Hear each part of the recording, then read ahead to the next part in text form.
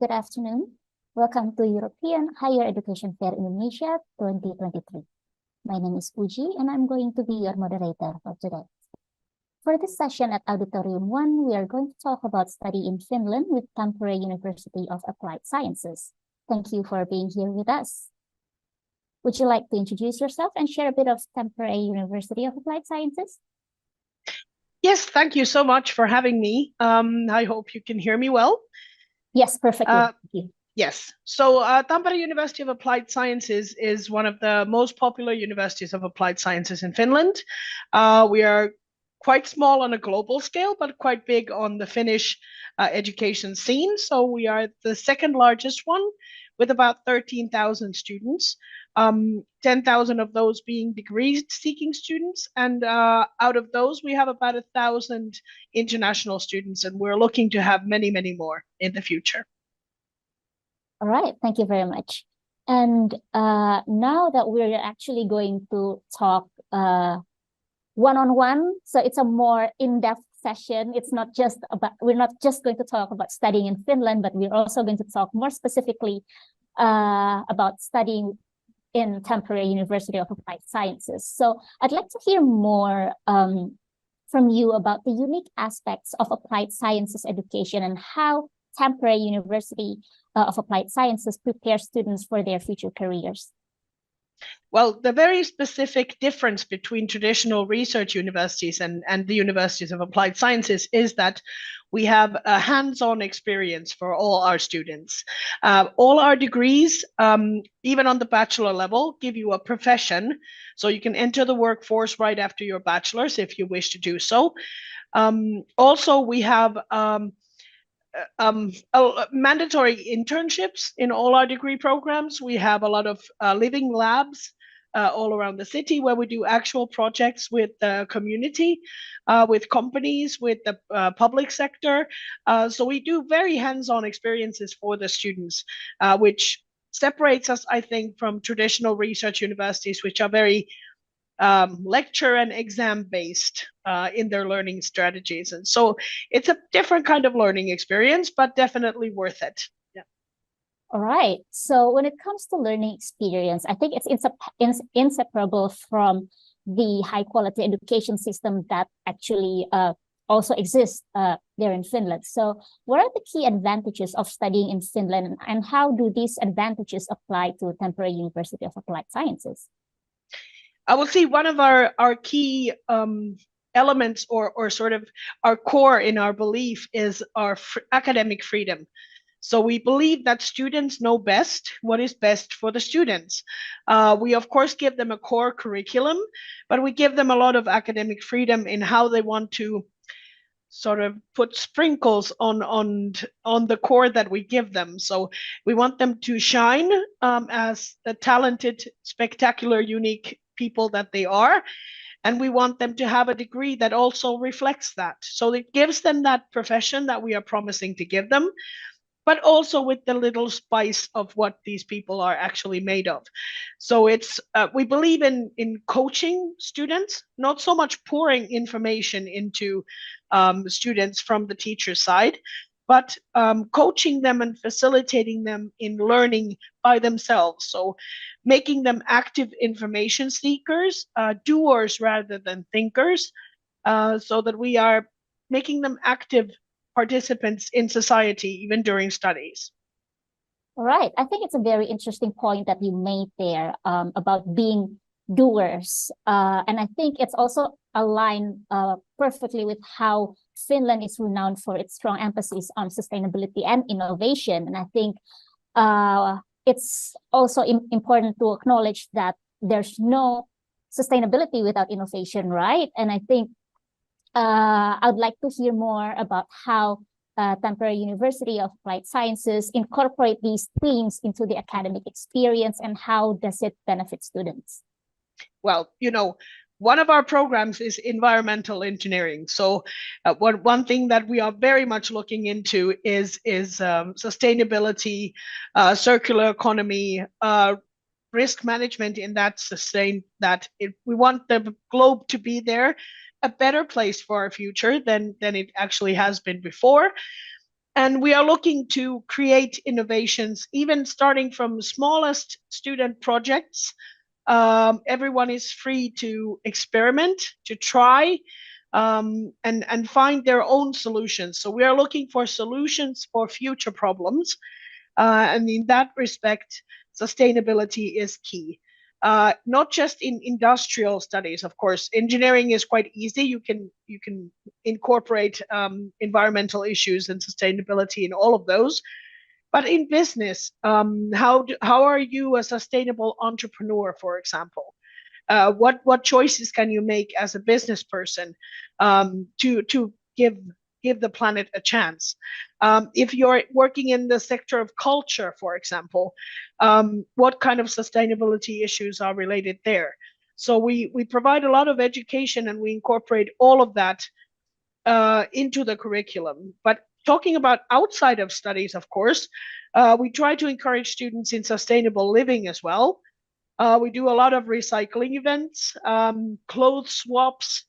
We have a recycling point here on campus where people can bring their unnecessary things, clothing, cutlery, whatever they're not using, and students can swap with each other. So we try to encourage that also in their everyday life.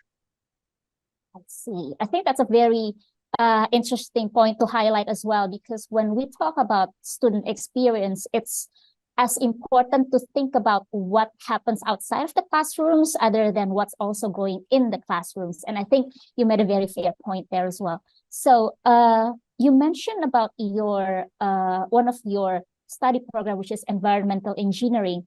Can you highlight one or more other standout programs or initiative offered by your university that would make a compelling choice for Indonesian students specifically?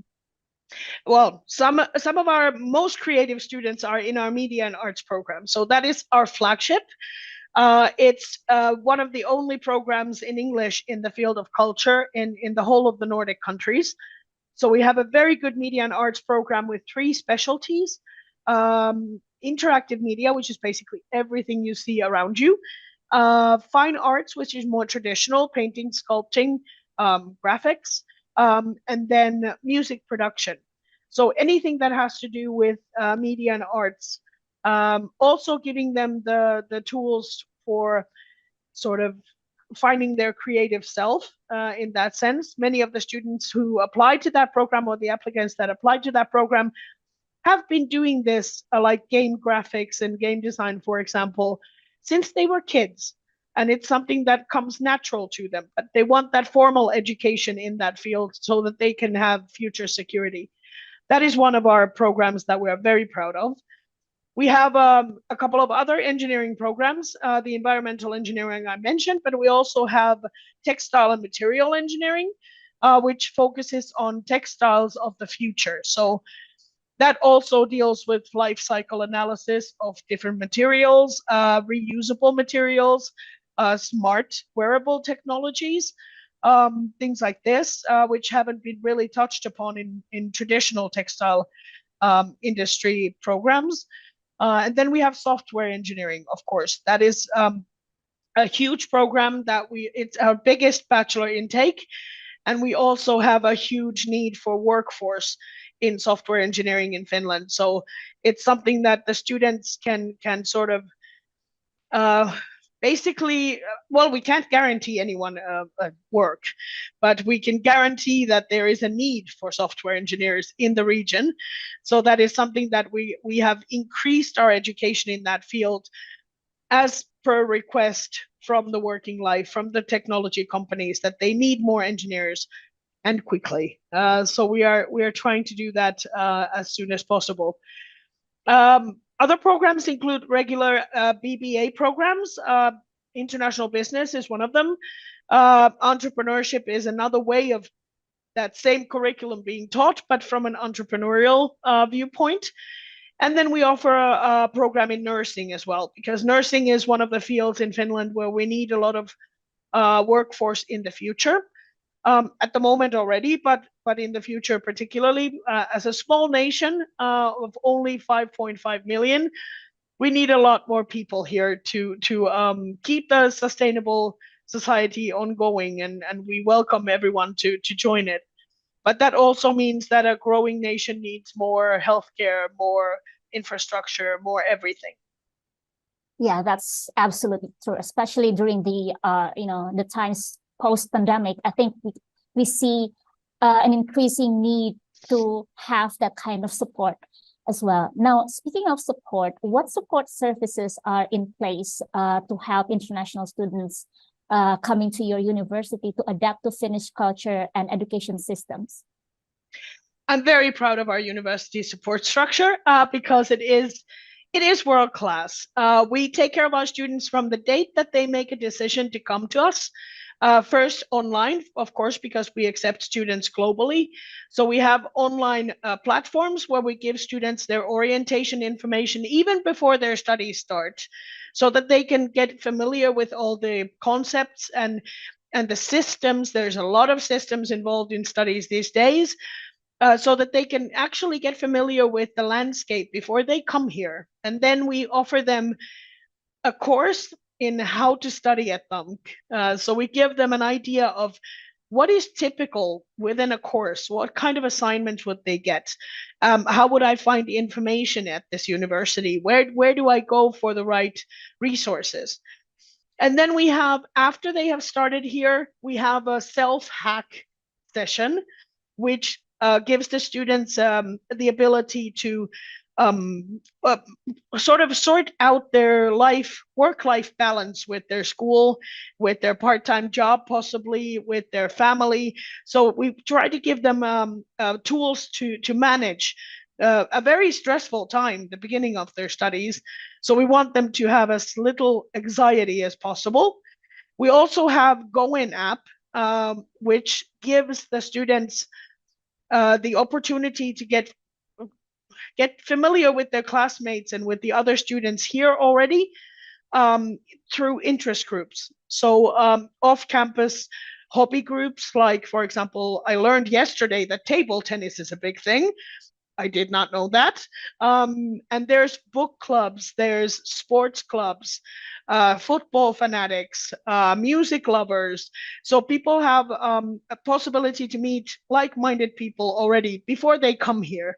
And we know that they have already, on average, 10 contacts and 4 groups that they belong to before they even land here. So we know that they are already building their own social network. We know it's a difficult time in their life when they are relocating. So we want to give them a social network to land in over here on campus and off campus. Right. I think that's a very heartwarming initiative as well. And for a lot of international students, I believe that it's something that could be a start from them to make a home away from home. I'm wondering. One more thing I wanted to mention, because I don't want to forget my colleague. We have a social counselor that is dedicated to international students. So my colleague Mirja is someone that, if I stop any international students on our campus and the dormitories anywhere, if I stop them and ask them who Mirja is, they will be able to tell me who she is. She's a social counselor that helps students with every kind of life, everyday issue that they can come up with. Starting from arrival and key pickup and settling in and finding a survival kit with pots and pans and things like this. So she's one that is very specifically unique to TAMK, and we are very proud of her. So other universities, we've heard that they offer different kinds of counseling services, but a social counselor they do not offer, and we have that. All right. I think in terms of support, I think it's going to be very useful as well for international students just, freshly arriving, to have people that they can ask for, seek help, and not really being, hesitant or anxious to ask for help. Because I think sometimes when you just arrive and you have a lot of new things ahead of you, you just don't know where to start, right? Yeah. We of course want the students to be as comfortable as possible, and in Finland the study culture is very non-hierarchical, and very, very informal. So we try to be open to all kinds of questions from students, but sometimes students are simply shy and they don't want to ask questions that they think are stupid or meaningless, but they're not. They're really important things. They might be small, but they're not insignificant. So we want to encourage them to figure out the right place to ask. And if it's not us as staff members, it can be themselves. So that's why we offer them the app community so that they can ask each other. There's somebody else here who has gone through the same thing, trust me. No question is ever going to come like first time. Someone has gone through the same pains that you're going through. So we try to encourage them to ask, if not us, then each other.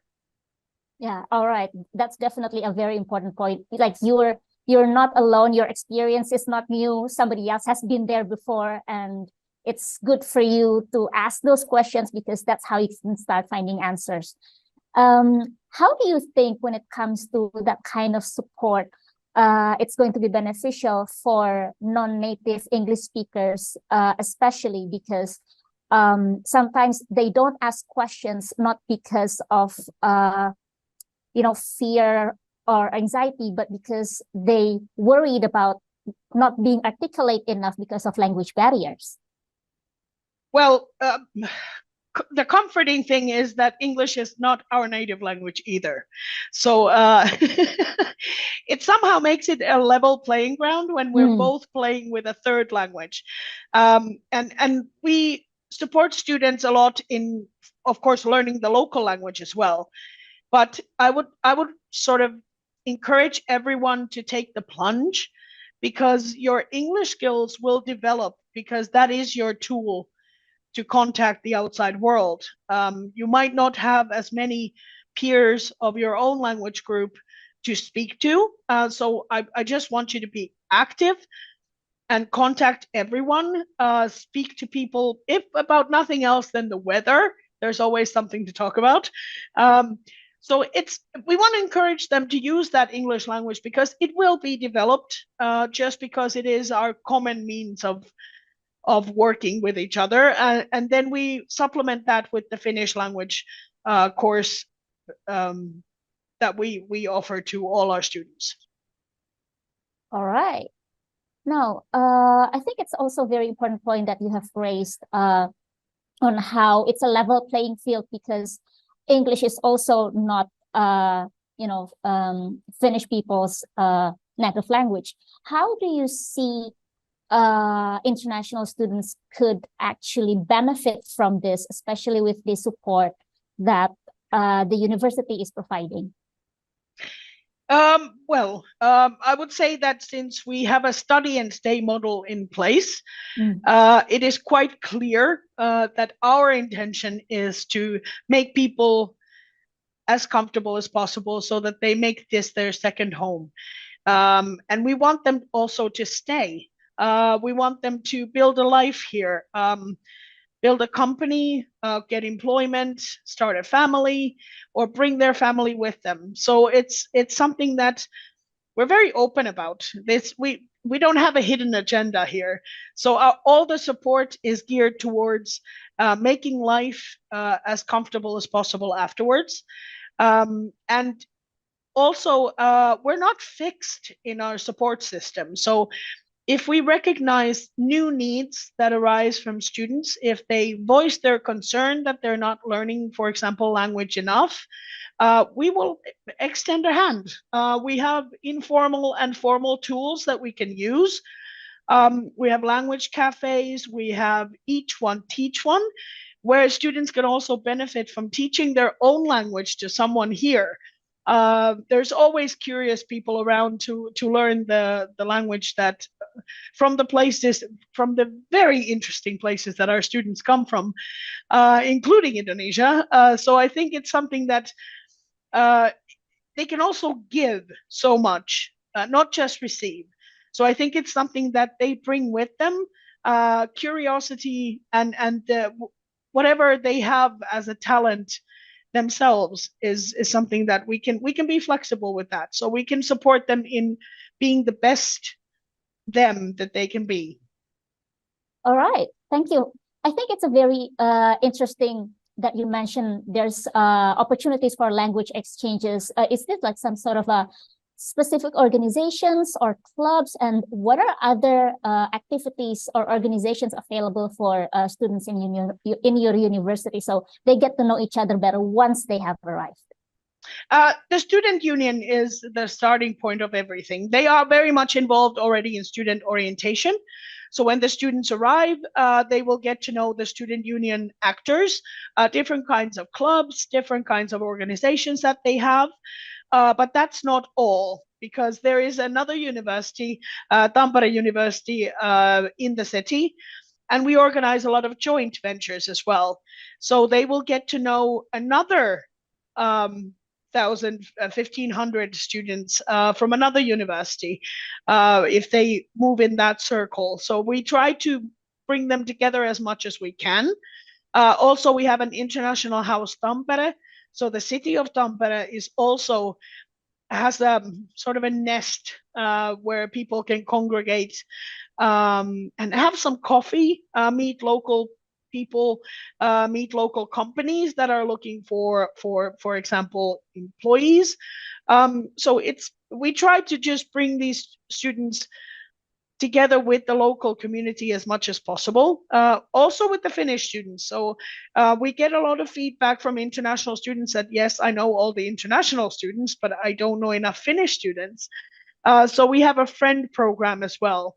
So our local staff and students can apply to be part of our friend program, where we pair up like-minded people just for some off-campus fun, to get to know the Finnish way of life, get to know a Finnish family, and get to see what they do on a typical weekend or holiday. All right.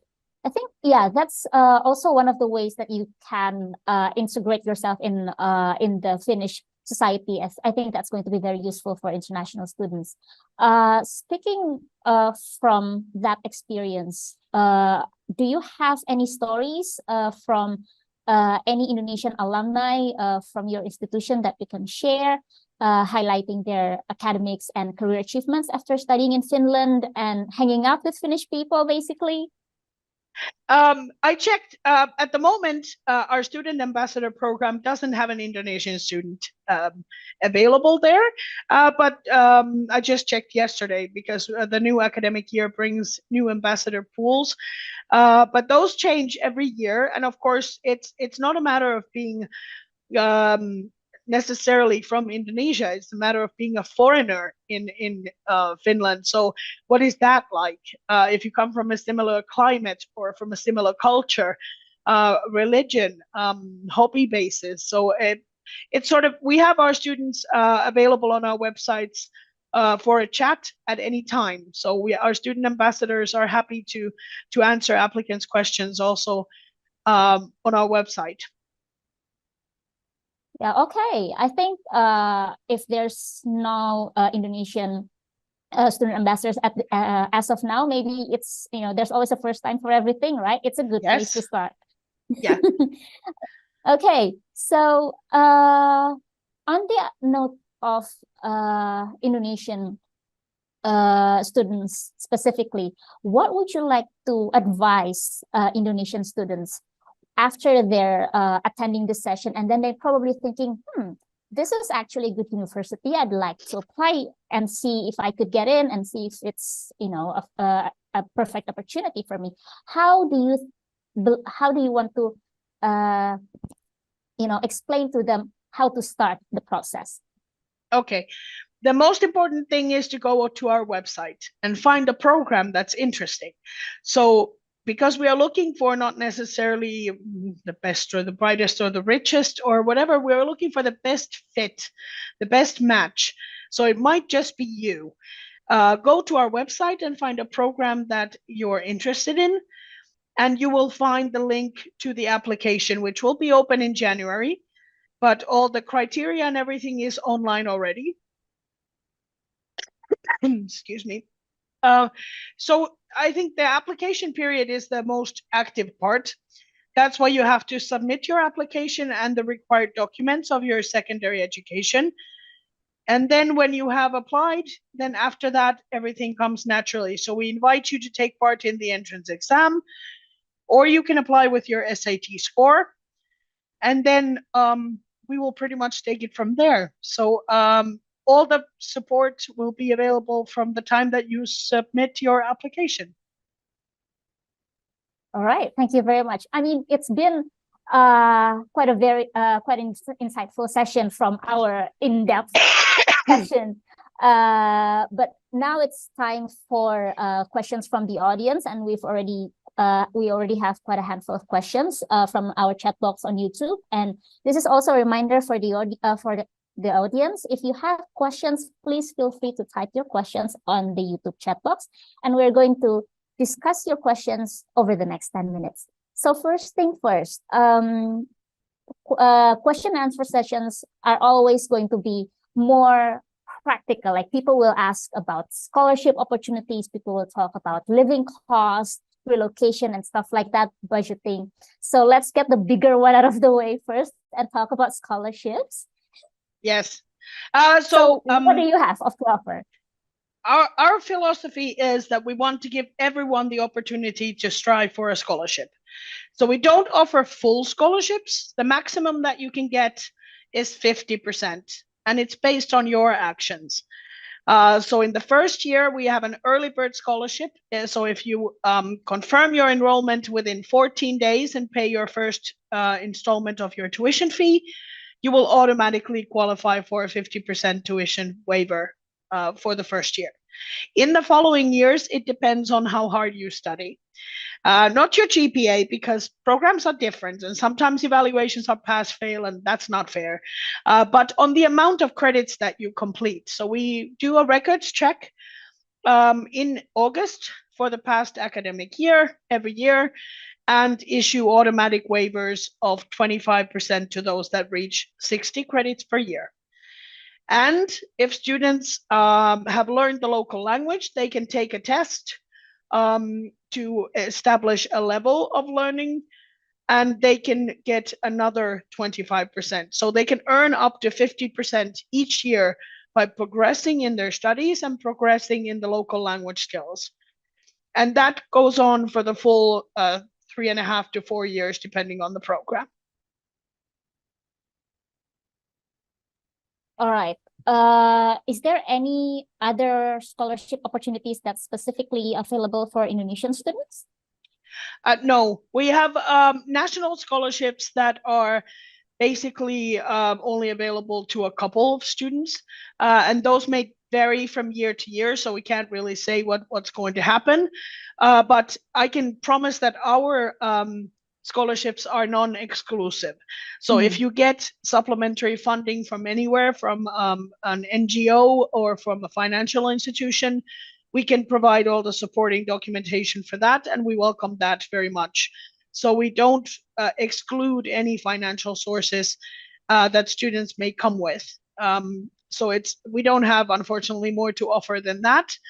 But of course, in Finland, it's more about being able to support yourself during your studies, because we have a very generous working while studying policy.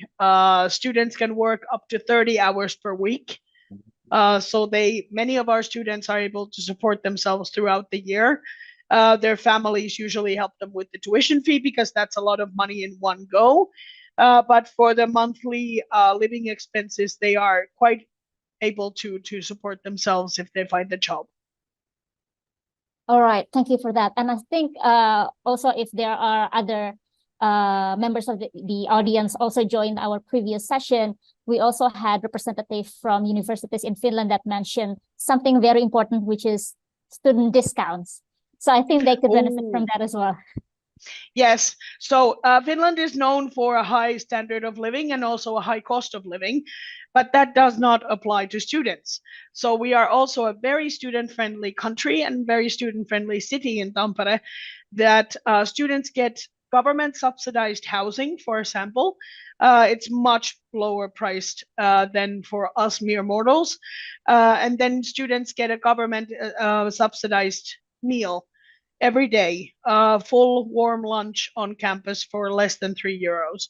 So it's something that families, especially mothers, are quite happy to hear, that they are sending their child abroad, that they are eating properly, and that they are getting full meals every day.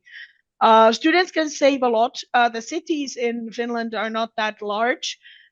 They can save a lot by, for example, buying a used bicycle and not using public transport. Yes, we have snow, but people still use a bicycle all year round. So that's just something that you have to get used to. But also students can get a discount for the local traffic as well. So it depends on sort of housing choices. Because we don't have dormitories in universities in Finland, so students can make a choice of whether they want to share their facilities with a private bedroom, but shared kitchen and bathroom. They can save a lot compared to a studio apartment in the city center, of course, which is a lot more expensive. But students themselves make that choice where they want to live, and of course, location derives from that. So it's sort of a package deal. So if you choose your location and your accommodation mode wisely, then you can save a lot in both in transport and in living costs. All right, thank you very much. That's a very comprehensive answer. So I have one more question on scholarship from the audience. So they want to clarify from based on the information on the website Study in Finland that states that the scholarship will cover tuition fees and a relocation grant of €5,000 as a minimum. How does that work in your university, and whether or not it also covers the living costs? It actually doesn't. That from the Study in Finland website, you've probably found the Finland scholarship, but that only applies to traditional research universities, and it's only available for a very few students. So it's something that, unfortunately, as universities of applied sciences, we don't have on offer. So students are responsible for their own costs up to that 50% of the tuition fee at TUMC. And if they work hard, like I said, then you pay less. Okay. All right. Another question is on the application process. So a member of the audience said that they would like to apply for a master's program in Finland, but it's a bit challenging for them to submit their application because it has to be delivered by post. How does this work in your university? Again, that's probably from the research universities, which still accept applications by post. For our university, I'm happy to say that all applications are submitted online. Also, all the attachments are uploaded online. So it's a much more simpler process. Students, if they're applying for a master's for the universities of applied sciences, need to have 2 years of documented work experience after their bachelor's. So they need to upload their bachelor's degree and their work certificates or reference letters, recommendation letters that they have from employers. And that's basically it. The original documents do not need to be sent by post. They will be checked once the students arrive here. So from selected students only. Okay. All right, that sounds very encouraging, and I hope that it's going to boost your application numbers. I hope so too. One thing I wanted to mention, that for all our masters and then our bachelors in media and arts in entrepreneurship, there is a pre-task assignment that needs to be handed in. Those will be published before the application period, of course, so that we give applicants some time to prepare. They will be published at the end of November, 30th of November. And they must be submitted with the application by 17th of January. So it has to do with a portfolio or with a master's thesis plan. It could be anything. We don't know that yet, but there's plenty of time to prepare for that. But I just wanted to mention that because it's sometimes applicants miss that because it's very sort of only applies to our university. So we want to remind all our applicants that please check if your degree program requires you to submit a pre-task. It's not an extra task. It's part of our entrance examination. So you don't need to take part in an entrance examination. If you have a pre-task in your program, then top candidates based on the pre-task will be invited to an online interview, and that's it. There's nothing else. All right, that sounds pretty seamless. And speaking of application process, there are a couple of other questions related to that. You've already answered the point on how long does it take to apply for higher degree. You mentioned like 2 years of experience, right? Yes, for the master's degree, 2 years of work experience documented after bachelor's. But do you have any, let's say, age limit, like minimum or maximum age to apply for master's or PhD programs? No, Finland is, like I said, land of academic freedom. So there is no minimum or maximum age limits for any of our programs. All right, that sounds exciting. Another thing that for me is very exciting is because Nordics region as a whole is very well known for their research environment. And how does this correlate to students within the business and management program? Because one of the members of the audience mentioned that most of the PhDs that they see are for computer science or engineering. And how would it work in your university for business and management programs? Universities of applied sciences do not have PhD programs at all. So master's is as high as you can go, and then we divert students to the PhD programs that are on the research university side. And they are usually salaried positions. So that's how it goes. So it depends on the research professor or on the research group if they want to look for a doctoral student to do some PhD work for them.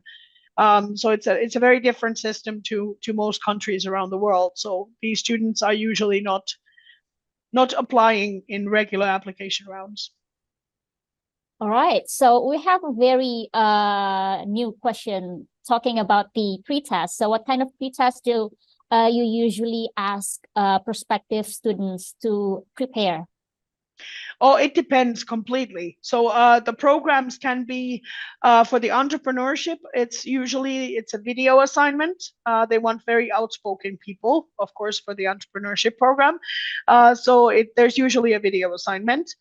For the media and arts program, it's usually some kind of sound or graphic design that they ask you to do, but we don't know the assignments at this point. And for the master's programs, it's usually thesis related. So if you have already a plan that you want to examine or a topic that you want to discuss further in your master's thesis, they're asking for a plan for that.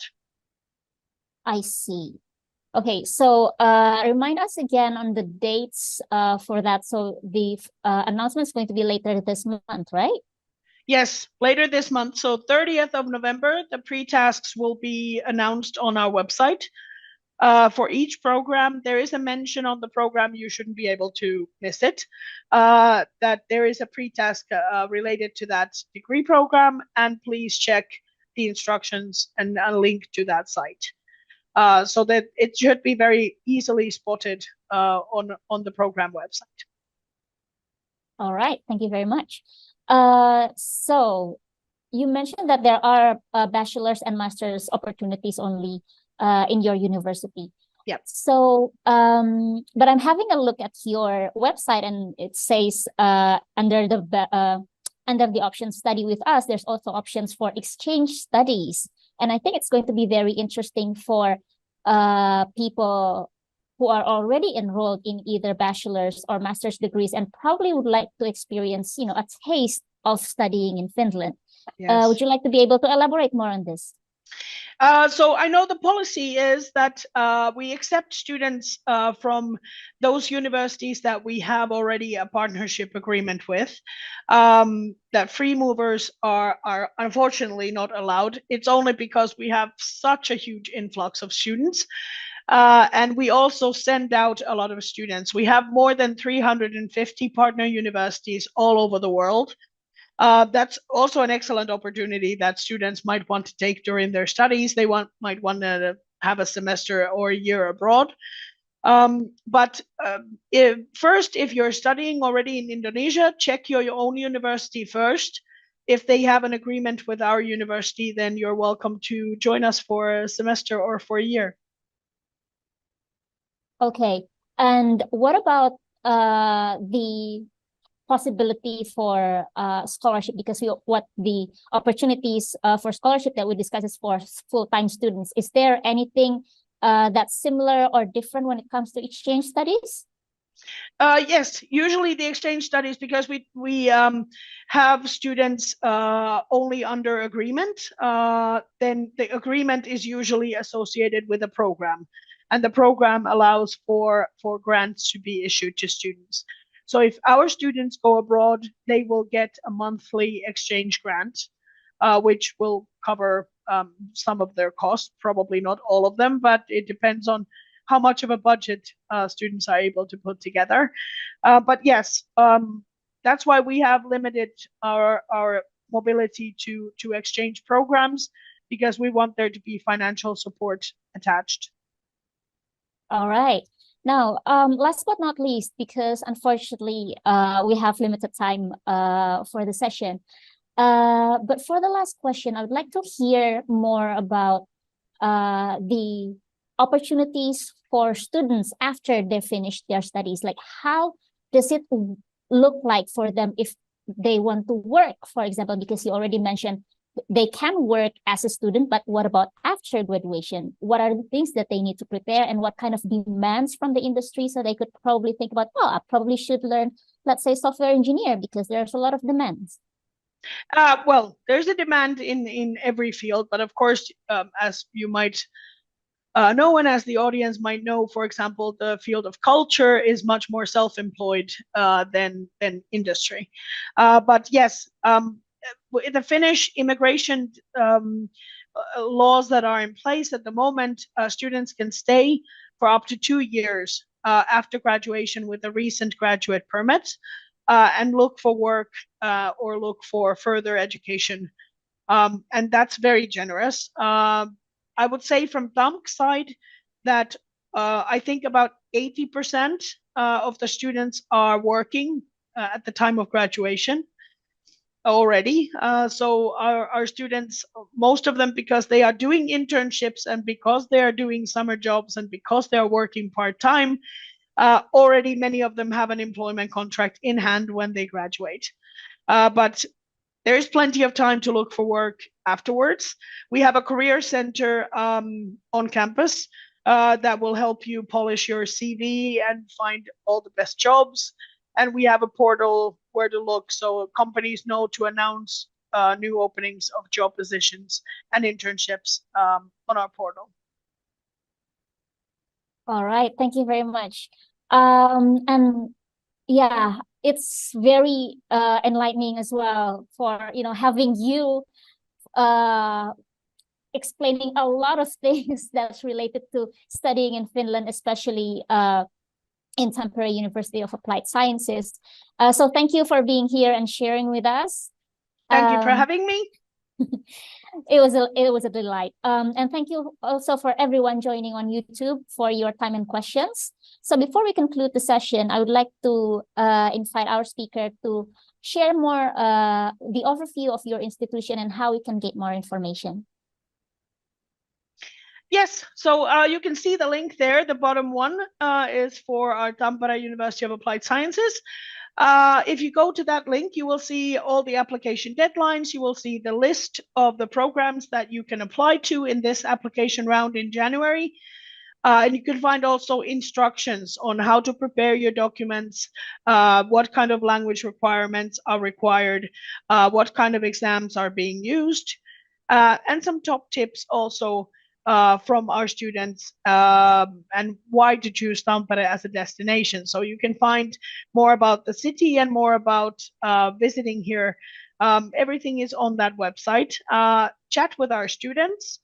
and also come and see us when we're in person in Indonesia in a little more than a week for the actual show. So I will be there in person. All right, thank you very much. And I would also like to remind the audience that you have until the end of the virtual event today at 6 p.m. to visit more than 80 booths joining EHEF 2023, where you can chat directly with representatives from universities and country embassies alike. You can also meet them in person in Surabaya on November 8, Jakarta on November 11 to 12, and Bandung on November 14. Thank you very much for coming, and see you at the next session at 3 p.m. Bye!